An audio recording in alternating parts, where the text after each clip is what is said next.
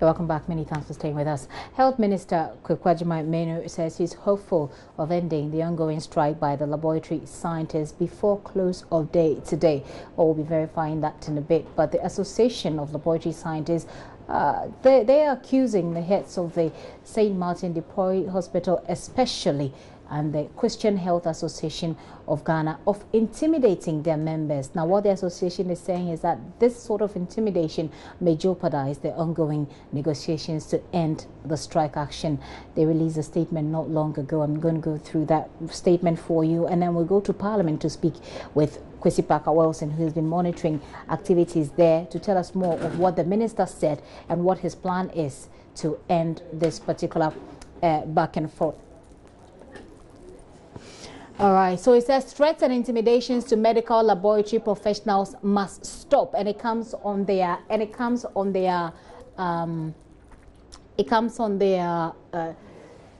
letterhead, and it reads: the Ghana Association of Medical Laboratory Scientists is discussing with those at the helm of affairs the matters that led to the professional body declaring the ongoing nationwide strike action. The threats and intimidations, particularly from hospital heads and CHAG, which is the Christian Health Association of Ghana, especially St. Martin de Porres Hospital, Aikwe, where one of our members was whisked away by the police, must stop. They go on to say that a threat to one of us is a threat to all, and it might muddy the peaceful negotiations and discussions ongoing. We hope to end the discussions with positive indications to resolve the matters of concern, and all should bear with us. Signed by their PRO on the 30th of May 2018, which is today. Let's head to Parliament now and get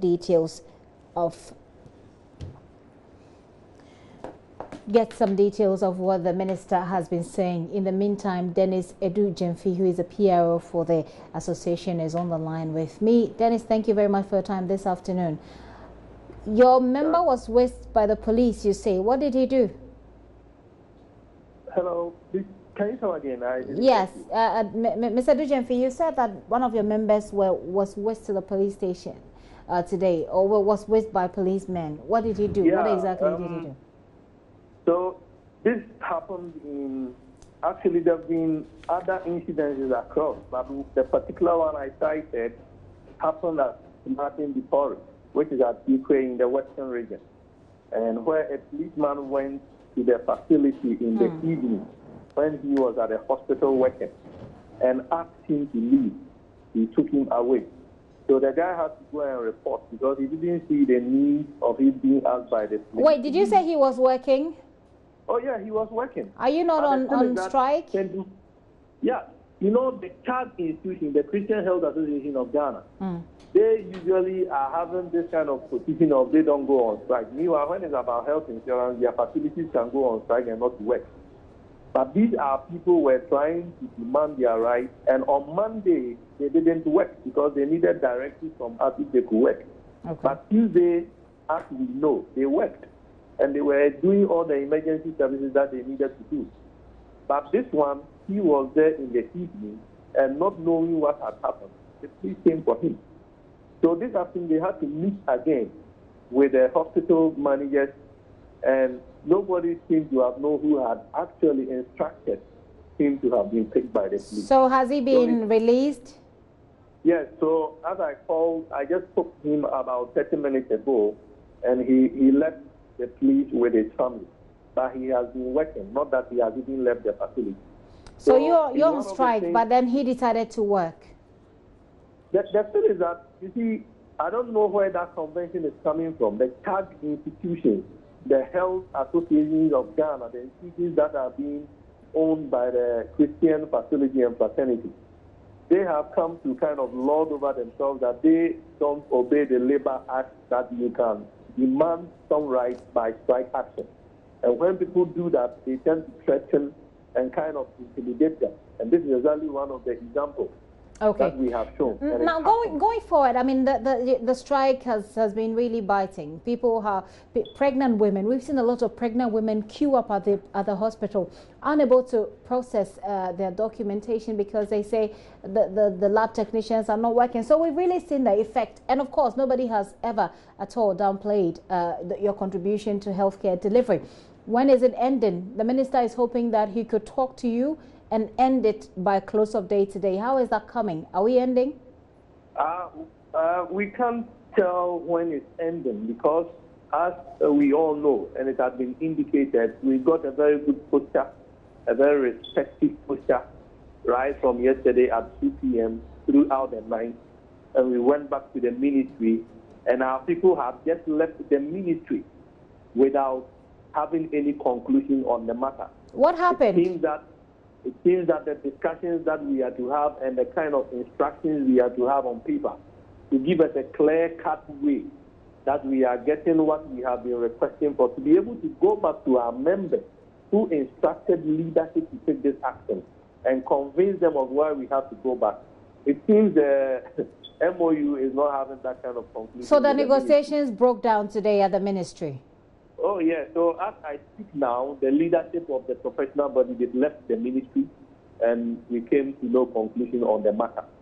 And it's quite unfortunate the minister himself is not there, but his personal assistant is the one probably he left behind to take decisions on his behalf. Okay, so did you have did you have a meeting with the minister, or you had a meeting with the minister's personal assistant? Yesterday, I mean, what was the schedule? Yesterday, the minister was in the meeting, Labor and Employment was in the meeting, Fair Wages and Salaries Commission was in the meeting, and the agreements were made, and we were to put it into an MOU. Okay. And the MOU was to be finalized and signed by all, so that we stick to it.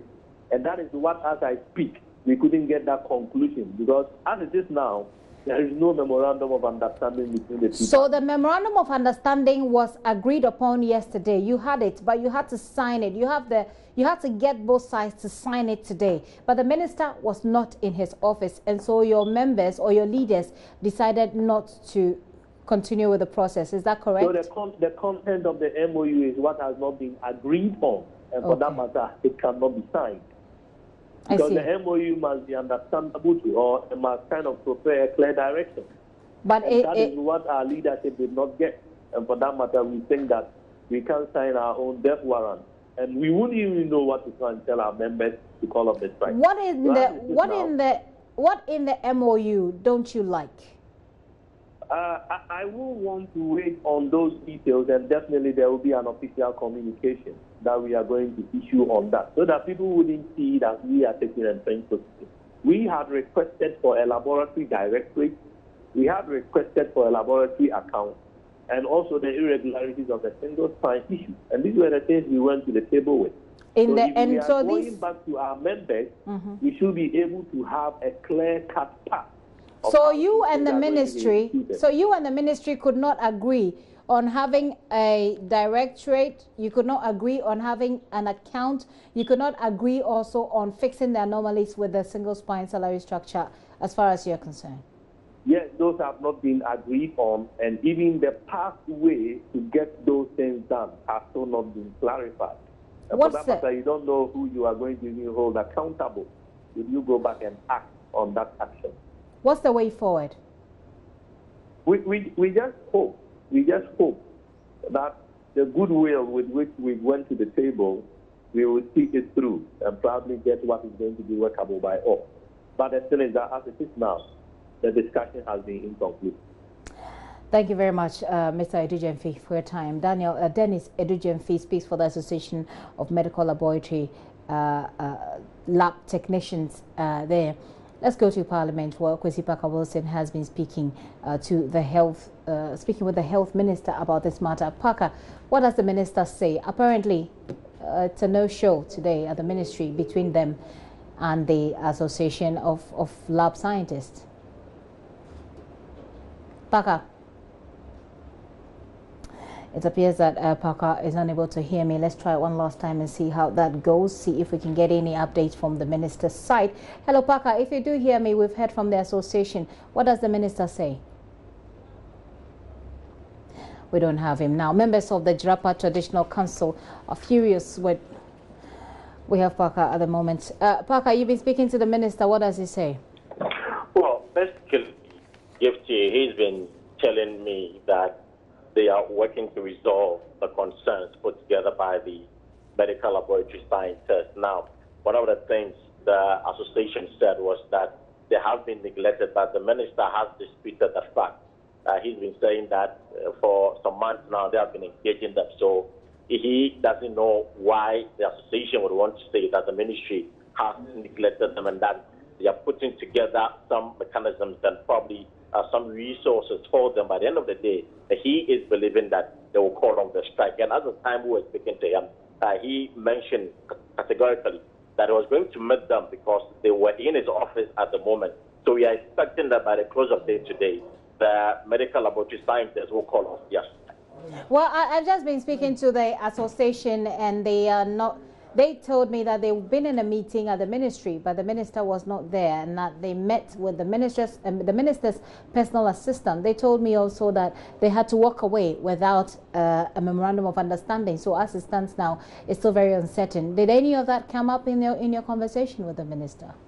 Yeah, I mean, that's quite interesting because he was leaving Parliament when we got hold of him to answer questions on the strike put together by the medical laboratory scientists, which he indicated categorically that from here, that is from Parliament, he is moving straight to the ministry where they are there. So it's quite surprising to know or to hear that the minister was not present at the meeting. But of course, as he mentioned, he gave us the assurance. So we are believing that, well, at the end of the day, whatever or wherever he is, he's putting together the circular and the things he said was going to do to ensure that the call of the strike, he is doing that at the moment. So we should just wait for him and probably find out from him more why he wasn't available at the meeting this afternoon. Certainly.